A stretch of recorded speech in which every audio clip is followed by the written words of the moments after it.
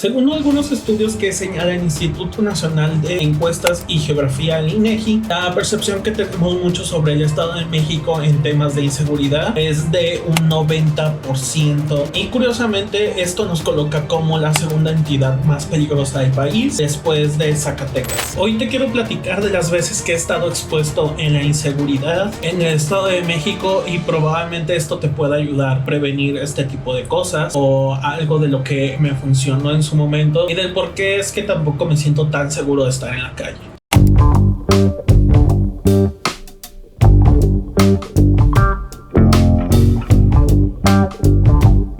Este es un story time de 3 cosas que me han pasado durante toda mi vida viviendo en el Estado de México, que de hecho cabe recalcar que yo soy mexiquense. La verdad es que han sido tantas las situaciones en las que me he expuesto a la inseguridad y que he sido víctima de la inseguridad que hasta cierto punto yo ya tengo como cierto sentimiento de temor e inseguridad en el momento de moverme por las calles del Estado de México y más en su transporte público. Y me ha ocurrido varios, no nada más les voy a contar como las más traumantes de lo traumantes que fueron, ¿saben? El primero que tengo me acuerdo que en ese momento yo estaba yendo hacia la Ciudad de México porque, para los que no sepan, en algún momento yo me dediqué a la música y me dediqué 8 años de mi vida a la música, pues estando en un grupo versátil que tocaba en las fiestas sociales, ya saben, 15 años, bodas, en cualquier tipo de evento social acá en México. Vivo en la zona metropolitana, me tengo que transportar en autobús y posteriormente en metro. Esa era como mi ruta, era camión y metro para llegar a mi destino. En ese momento yo iba en el autobús y da la casualidad que de hecho es muy recurrente que ocurran casos de inseguridad dentro de esta zona, y hablo de la zona de Tlalnepantla, en específico en lo que es toda la avenida Gustavo Vaz, que se han reportado infinidad de casos en temas de inseguridad, que si robo, asalto, homicidios. Y yo me acuerdo que iba hacia la Ciudad de México, me acuerdo que iba sobre la avenida Gustavo Vaz. En ese momento se sube un hombre y se sienta al lado mío. Yo iba con mis audífonos y yo creo que eso es algo que puede ser un arma de dos filos y les voy a contar por qué. Pero yo siempre voy con mis audífonos escuchando música, sea en la calle, sea en el autobús, donde sea, donde yo pueda estar como que en mis 5 minutos conmigo mismo voy escuchando música. Entonces me acuerdo que se sentó y me tocó el hombro. Había pasado como unos 10, 15 minutos después de que se había sentado y me preguntó: oye, ¿me puedes dar la hora, por favor? Pero tú te das cuenta que como que, no sé, hay una vibra muy extraña cuando una persona se te acerca con buenas intenciones y cuando no. Le di la hora, pero no sé, yo seguía con la espinita. Me volví a poner los audífonos y me volvió a tocar el hombro y me dijo: oye, ¿qué edad tienes? Y yo así de... que ya cuando me dijo ¿qué edad tienes? Yo dije no. De repente empecé a sentir, amigos, se los juro, así como si me hubiera caído un balde de agua fría, porque yo sentía, o sea, como que mi cuerpo se alertó y dijo: no, algo va a pasar. Tenía 18 en ese entonces y me dicen: no manches, estás muy jovencito, dice, y la verdad no me gustaría hacerte algo. Y en eso saca, entre de su llevaba una chamarra, sacó un torniquete, pero en la punta estaba súper afilada, así como si fuera un cuchillo, literalmente. Me espanté, me empezó a decir cosas de tal manera de que no alertar a los demás, y para el colmo es que el camión venía semi vacío, entonces yo casi iba como en la parte media trasera del autobús. Pues nadie vio lo que estaba sucediendo, escuchó, me asaltó en ese momento, me dijo: a ver, échame en esta bolsa esto, y yo llevaba todo, amigos, o sea, llevaba mi vida, las pocas cosas que siempre cargo los llevaba en ese momento, que sí, mi ropa para mi trabajo, llevaba mi celular, llevaba mis audífonos, llevaba, en ese entonces no era mi celular con lo que estaba escuchando música, sino era con un MP3. No sé si se acuerdan los famosos MP3. Yo lo único con lo que pensaba era mi cartera y mi celular, y ya le di mi MP3 también. Y cuando terminó, al instante se bajó. Yo, como estaba muy joven, la verdad es que no sabía cómo reaccionar en esos momentos. Creo que esa fue la primera ocasión en la que me asaltaban y se quedó muy grabado en mi memoria, que no supe cómo reaccionar, y lo único que hice fue quedarme sentado y irme así hasta llegar a mi destino. La segunda historia que les quiero contar de alguna manera es como un compendio de varias situaciones que ocurre, que es como un patrón que sucede aquí en el Estado de México. No sé si en otras partes del país, que me imagino que sí han replicado ciertos modelos, porque ya saben, lacras asquerosos que te roban y te quitan tus pertenencias, e incluso te pueden quitar otra cosa más que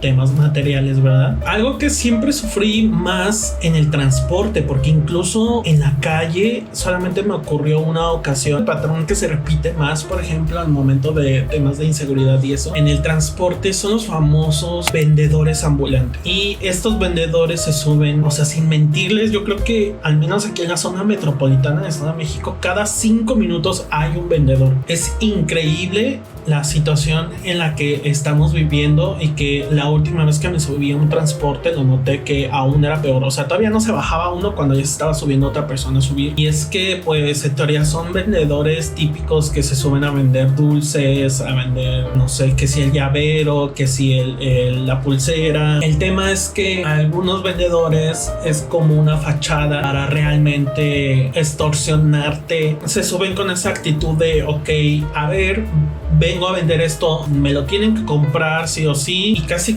al final es como si te dijeran de que te estoy haciendo un favor de asalto psicológico, no sé, extorsión, literalmente, y pues la gente tiene que comprar. Eso lo vemos aquí en el Estado de México el día al día en el transporte público. Cuando se sube gente no sabemos si nos van a asaltar. Es complicado, ¿saben? Vivir al día, pero otros lo hacen con maldad y te das cuenta, ¿saben? Te das cuenta cuando son ese tipo de personas.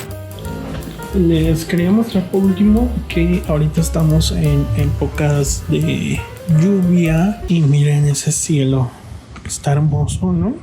Y en la tercera historia me gustaría explayarme un poquito más, porque esta es la que tengo más presente y creo que fue la más traumatizante que he vivido. De esta historia se divide en dos partes que ocurrió el mismo día, y yo sinceramente no podía creer que eso estaba pasando. O sea, incluso yo llegué muy mal a mi casa y no paraba de llorar por la situación. Esto ocurrió casi a las orillas de la salida de la zona metropolitana de Estado de México. En ese momento yo estaba trabajando en La Vista, se llama. Yo me acuerdo que ya estaba parado literalmente en el lugar donde esperas el camión, donde siempre esperaba mi camión después de la hora de la salida de mi trabajo. Yo en esa zona donde espero mi camión fácilmente podía ver a la distancia los camiones que iban pasando sobre la avenida para ver cuál era el que pues venía hacia mi casa. En eso yo me acuerdo que venía un camión, no me acuerdo si era grande o pequeño, pero sí me acuerdo que era de color blanco. Yo veía que iba el conductor y al lado venía una persona parada al lado de él. En mi cabeza no me ocurrió como que fuera algo con el tema de la delincuencia, porque es muy común aquí que ciertas unidades y ciertas personas de esas unidades, o sea, los choferes permitan a una persona que ayude a lo mejor recoger el pasaje, como a decir hacia dónde va, que se le conocen como comúnmente chalanes. Pero algo no se veía muy bien. Venía manejando algo extraño, entre lento y entre como que no sabía qué hacer, ¿saben? O sea, uno se da cuenta. De repente escuchamos detonaciones. No nada más estaba yo solo en el paradero, sino había varias personas. Y en eso veo que la persona que estaba parado dispara al chofer. En eso sale el tipo corriendo. En eso me acuerdo que el conductor todavía iba más o menos conduciendo, medio manejó y se estampó con un poste, pero no fue fuerte. Me acuerdo que se paró el chofer, y en cuanto se paró se desplomó y cayó sobre las escaleras donde sube y bajan las personas. La gente empezó a gritar y se empezó a bajar del camión por la parte de atrás. Yo a veces pensaba mucho que este tipo de situaciones no pesarían demasiado a una persona, porque lo ve en televisión, lo ve como en estas series de ciencia ficción donde le quitan la vida a alguien, cosas por el estilo, ¿no? Pero ya cuando lo ves en vivo y te das cuenta que el cuerpo puede ser tan frágil que incluso con una herida de un arma blanca puedes fallecer. Yo sinceramente en ese momento no quise ver más, porque ya necesitaba irme de mí. O sea, si ya me urgía irme a mi casa porque aparte me hacía demasiado tiempo del trabajo a mi casa, y aparte yo creo que pues nadie está preparado para ese tipo de situaciones, ¿saben? A todos nos da temor y lo que hice fue subirme a mi camión. Y aquí entra la segunda historia. Y resulta ser que después de que tomé el camión, como a unos 30 minutos después, se subieron unos tipos al camión y empezaron a alimentar a la gente. Yo no me había dado cuenta porque llevaba los audífonos puestos y da la casualidad que el camión iba lleno a tal punto de que todos los asientos estaban ocupados, pero nadie iba parado. ¿Ok? Entonces como que eso permitió a los asaltantes pues maniobrar un poco más la situación. Eran 3 tipos, me acuerdo, y ya cuando me di cuenta de lo que estaba pasando, porque ya empezaron a detonar el arma, lo distinguía más como si explotara un cohete, como llamamos aquí, que son unos fuegos artificiales. Pero yo dije, no, o sea, no puede ser posible. Y me acordé de la situación que había vivido minutos atrás. Para ese momento reacciono y ya veo que la gente está pues espantada. Y en eso se bajan a la altura entre la avenida Ceilán, que también es muy conocida por esas partes de asalto y seguridades, y la que conecta hacia el periférico, que va hacia Jardines de Recuerdo. Y justo ahí en esa esquina hay un módulo de policía, y me acuerdo que antes de llegar ahí la gente empezó a decir, no, párate, que hay que llamar a la policía y bla bla bla. Alguien entró en shock en ese momento, me acuerdo que era una mujer y iba en la parte de atrás del camión. Afortunadamente había paramédicos ahí, nos auxiliaron. Pues nos quedamos con la impotencia, ¿saben? Porque mucha gente les quitaron sus pertenencias, su dinero, su paz, y más cuando se oyeron las detonaciones. Las detonaciones las hicieron hacia arriba,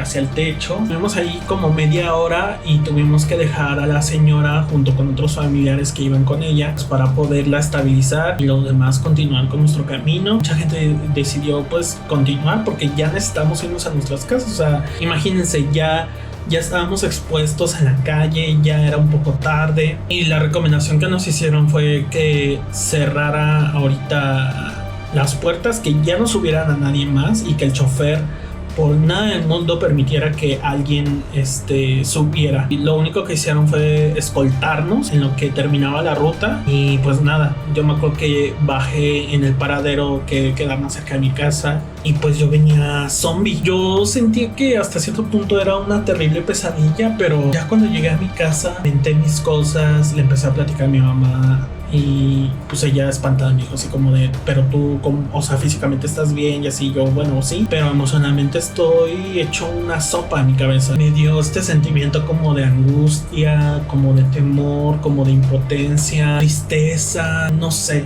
Es algo complejo, ¿saben? De explicar, y pues lloré toda esa noche. Realmente fue pasando los días, meses y años, pero ese sentimiento de estar inseguro todo el tiempo aquí, hasta la fecha, todavía me sigue invadiendo. Trato de pelear con eso porque no quiero que el miedo controle mi vida, porque yo sé que en algún momento tengo que salir a hacer cosas, pero lo quiero hacer sin estar pensando en que algo me puede pasar en la calle.